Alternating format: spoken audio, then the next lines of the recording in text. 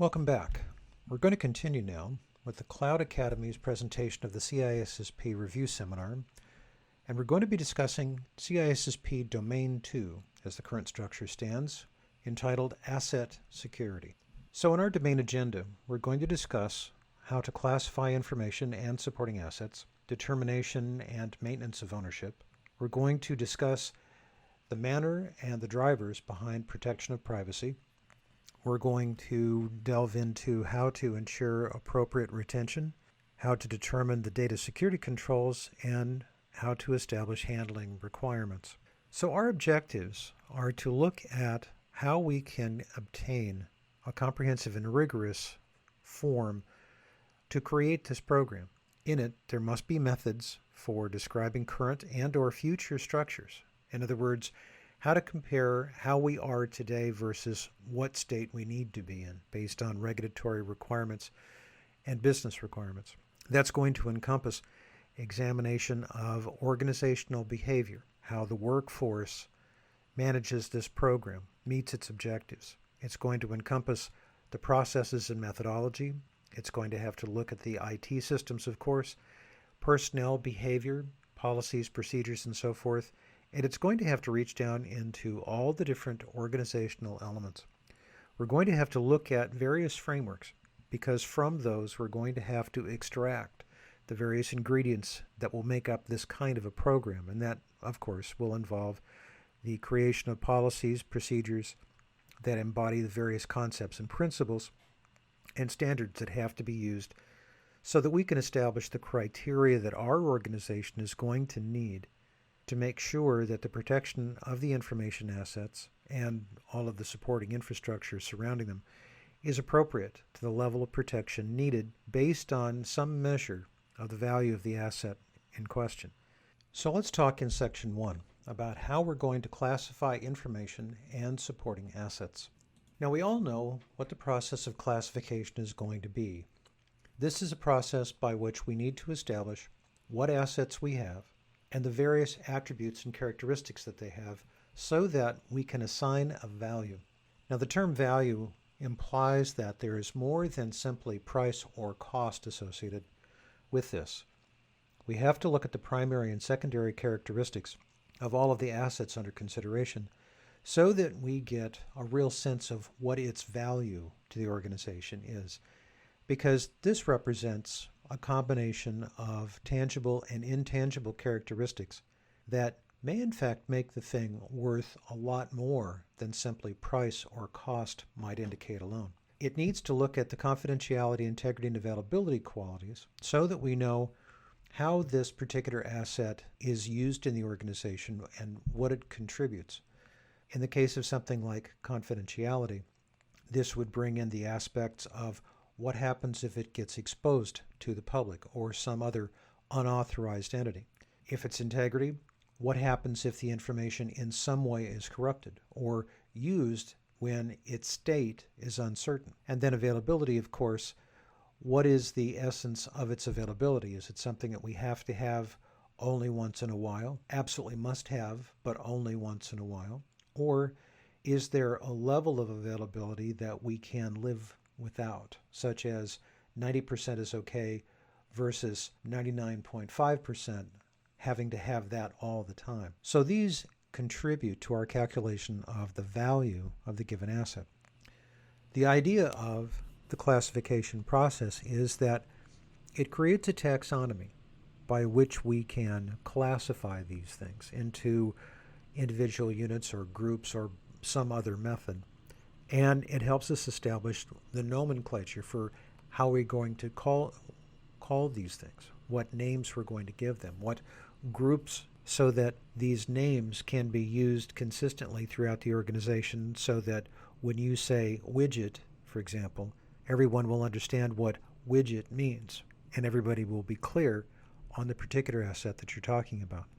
So as a companion activity to classification, we have categorization, because what we have to do now is we have to look at the functional use of the assets in question and how they're employed so that we can do a better job of grouping them based on like usages.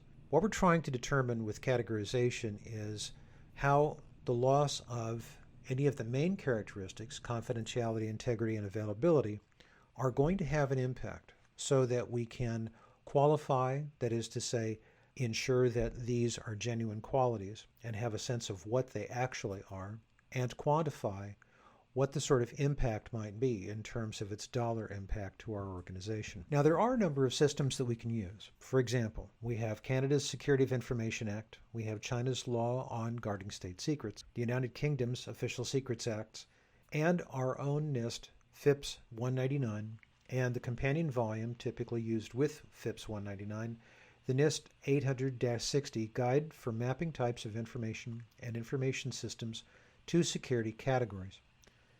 Now, as I've said before in past modules, the examination for the CISSP is not going to ask the candidate deep details of any one of these particular standards. Being familiar with the general concepts that we're going to cover in this module would be much more likely to be important to questions answering on the exam.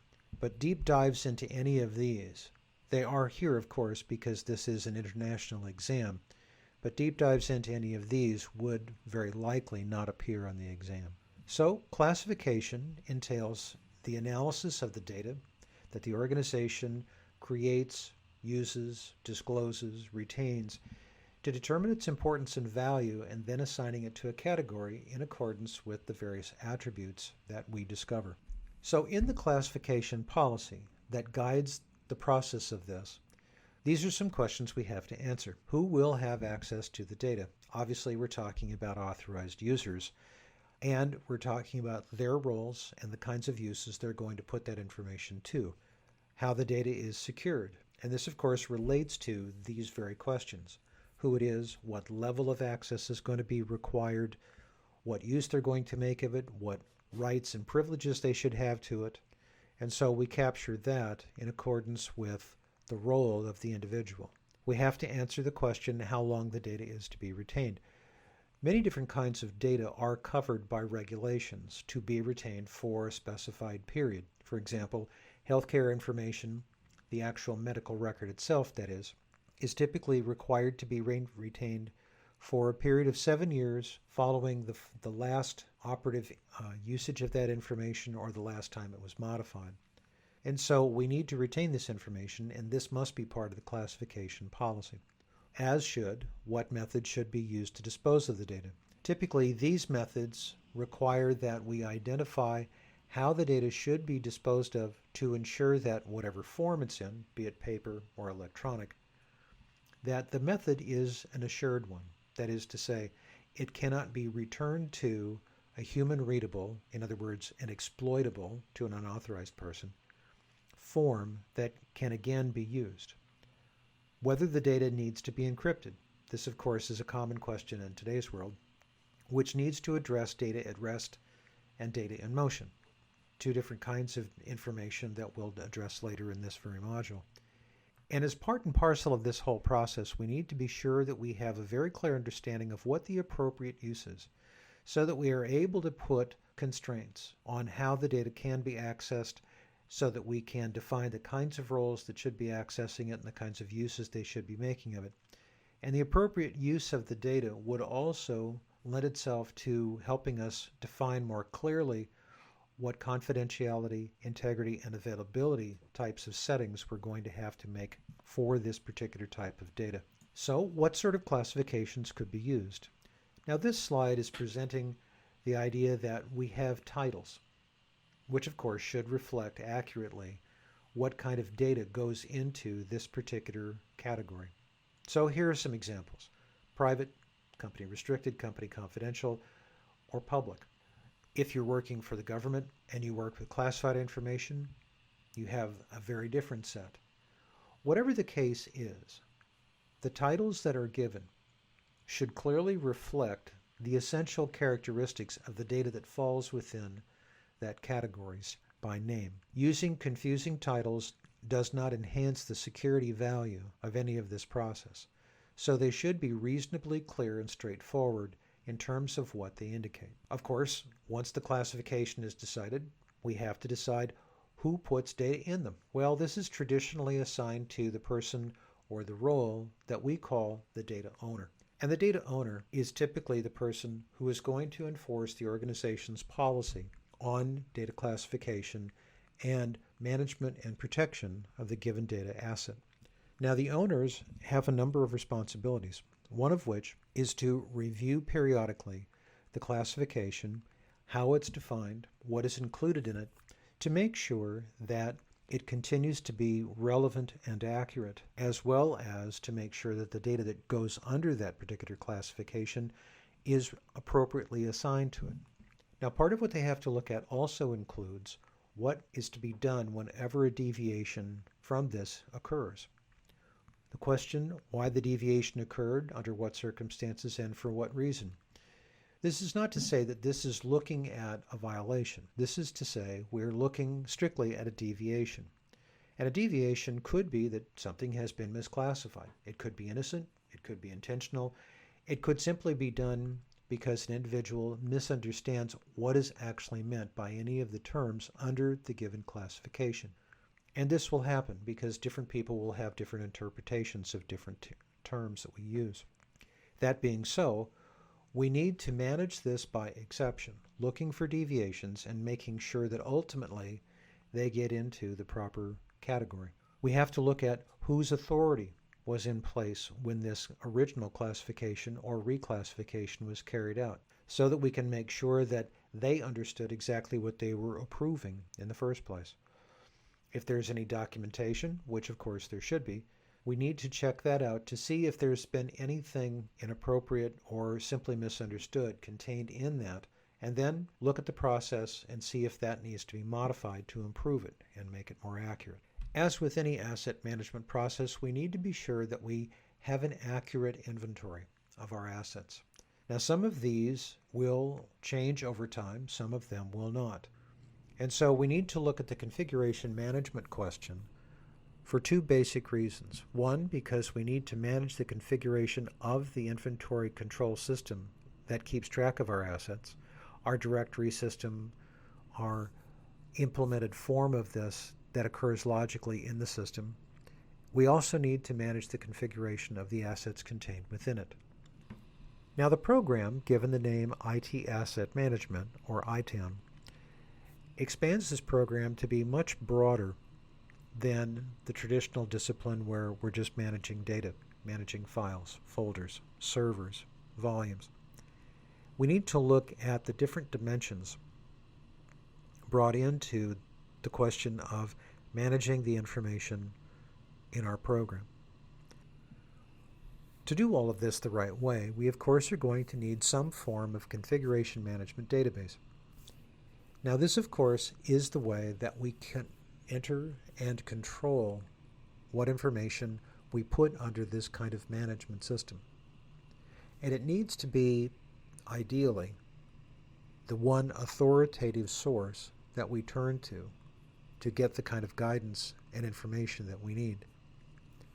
And it needs to reflect all the things that we've determined through our classification and categorization process, because this serves at the heart of this program to support and enable the processes in service delivery or support overall management and control and all of the other IT disciplines that we have in our organization. So as I say, this needs to be thought of as being a single centralized and ideally, for purposes of looking at things from different perspectives, a relational repository. Undoubtedly, it needs to be aligned to the organization, the processes, the uses, and so forth that the users in our organization reflect. And equally ideally, it should be based on scalable technologies, because without question, our asset base and the actual detailed content of this system is going to have to change over time, scale up and down, and adapt to the changes in our environment. One of the assets that we do need to be very careful in managing is the software that we use, and that includes the software that we use to manage this process. Because software is the thing that we rely on most heavily to do any of this. We need to be sure that we have got all of our licensing by whatever scheme is contained in the license properly in place, and that all of the controls over how software is acquired, implemented, which means licensing, has been properly taken care of. Copyright infringement can result in very costly legal challenges in the event that a case for that is made. We should also be controlling the library that we have of all the software that we use in the business, so that as part of our CMDB, controlling the assets, we have an aspect of it that controls what software is used to control versioning and participate in the overall change control process. We have a life cycle, and the life cycle begins with defining requirements for which we will do implementation following acquisition.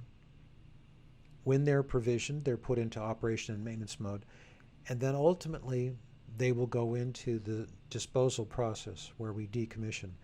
And the processes that you see here are, of course, a lot more detailed than these simple boxes indicate. Take, for example, disposal and decommissioning.